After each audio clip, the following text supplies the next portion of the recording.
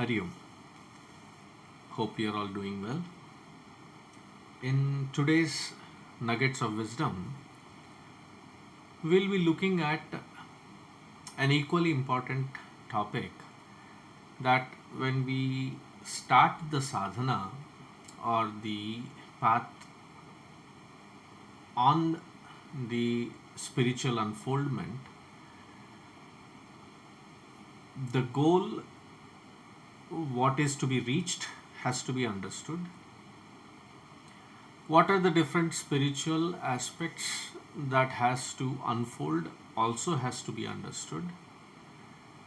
But one constant nagging feeling that happens is, am I on track? How do I evaluate myself that I am walking the path as prescribed?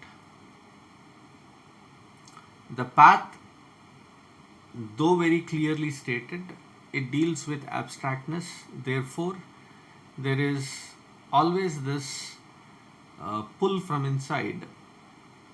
Am I doing okay? Am I on the path? Am I in the direction intended? How do I evaluate?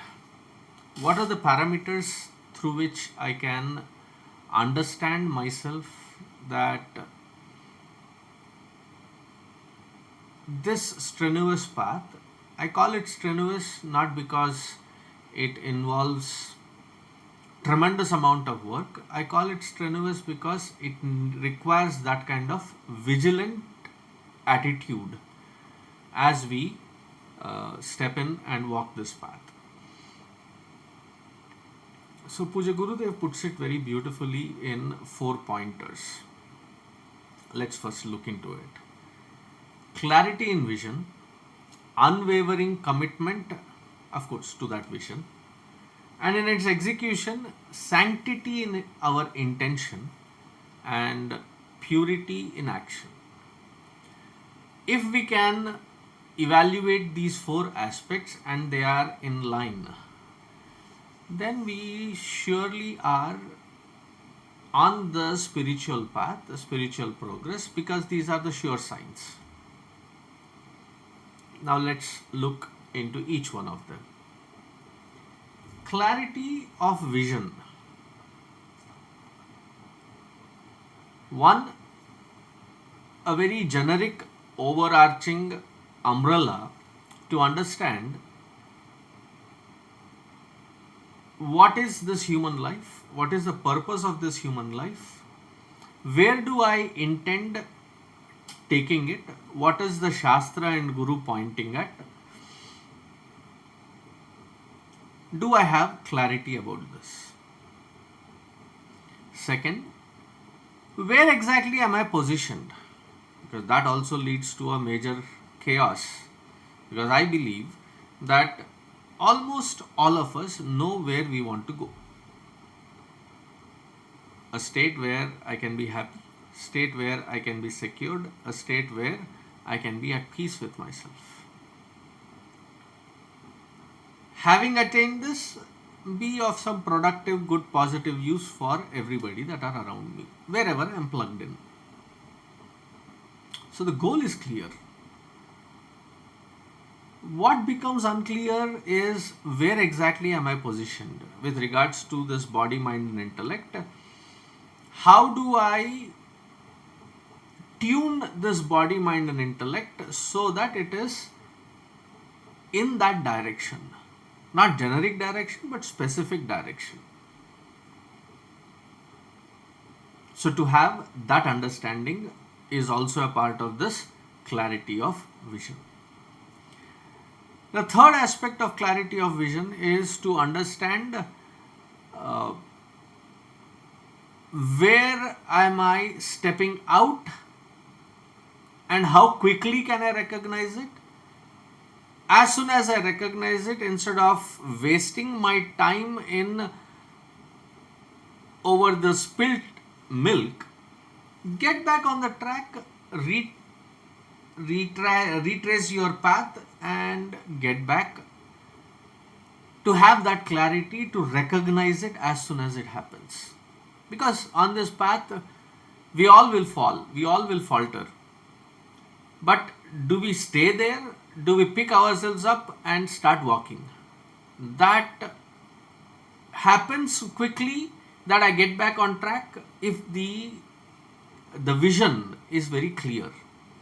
Because here, the clearer the vision, the deeper is the inspiration. The clearer the vision, the deeper is the inspiration. I don't need to look up at someone or something for a constant validation to find that inspiration. That when somebody pats my back, when somebody says, good job, then I feel good and I'll start with, that inspiration should come from within. And clarity of vision brings that. Now, along with the clarity of vision, the next sure sign is, once that path is ascertained, how committed am I? There will be umpteen number of pitfalls. People will laugh at us. But we should have the courage to go through it unwavering. Then I might slip and fall the nth time, but I should be able to pick myself up. Do I fall like a clump of mud, or do I bounce back like a rubber ball with renewed enthusiasm? Karyam me sadhayami, karyam va sadhayami, shariram va patayami. That kind of commitment. That come what may, I will stick to this until I achieve the finality of this effort. Unwavering commitment. The third one is sanctity in our intentions. Because this is not just in a silo that I am practicing and then come back to the field of interactions with the world. In and through every single thought, word and deed, the sanctity of the intention must be very clear. That in this path, it is not for limelight, it is not for recognition, it is to observe every pattern of my own mind and to be very clear to pick on it, correct it, and be meticulous about it.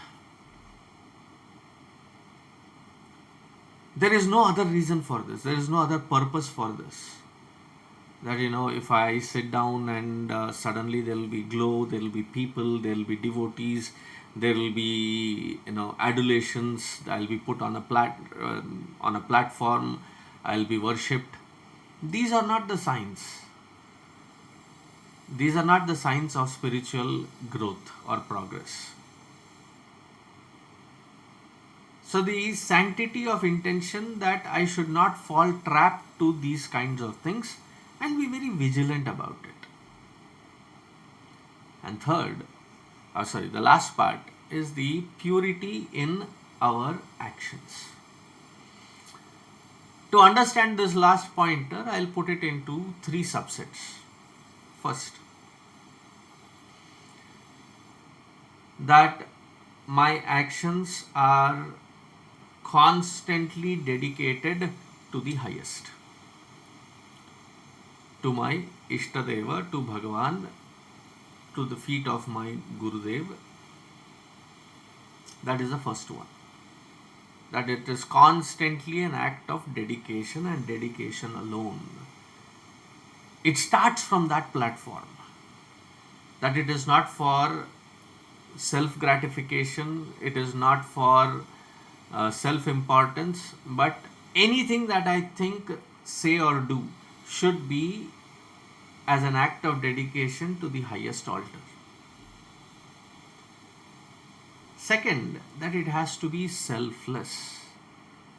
That wherever I am interacting with whosoever that I am interacting, my intentions should be so clear that it is for the welfare of others, which is most important, and it is not for eking out some personal pleasures, personal time, or personal glorification. And the third aspect of it is, once I take up with full commitment onto this path, there will be enough number of people questioning, challenging, and even trying to convince that there are other easier paths. Having tested everything, having tried everything, having evaluated everything, you are committing to this path. That when somebody does bring such sidetracks, I have clear logical approach without getting frustrated, not to try correcting the others, but from the perspective that this is the sense of clarity, this is the logic behind it, hope it helps in understanding where I am heading. Now we can only provide the logic, we cannot provide the clarity to others and force them to abide by it. So the nth time people question, people have their sarcastic way of try evaluating it, try putting it across. There comes a point wherein you are so clear, you are so committed, you are so humble about it that your silence speaks more words than the words themselves. It becomes self-evident. When such unperturbed sense of peace exists because of the earlier four factors, that peace, while I am awake, while I am interacting, not because I am in some secluded corner, while I am in the din and roar of the day to day, while I am interacting with it, I find this unshakable peace within because of clarity of vision, unwavering commitment, sanctity in my intentions, and purity in my actions. That peace is unbargainable. It cannot be shattered, it cannot be snatched. The more and more it is enveloping, the more and more it becomes sturdier platform inside. Then I know that I am walking this path. See, if the first step, which is the peace of mind, is not ascertained, vadantu shastrani, pathantu shastrani, kurvantu karmani, we may be reading scriptures, speaking scriptures, doing a lot of work in the name of seva or service, but if the texture of my own mind from the core is not experiencing that peace, I will be frustrated, I will be the cause of frustration, there will be no spiritual progress. Hope and pray that Paramatma, the entire Guru Parampara, blesses us with these 4 pointers, constantly pointing us towards our Adhyatma Vikasa. And we are steadily progressing. Hope that clarity remains. Until the next time, see you around. Hari Om.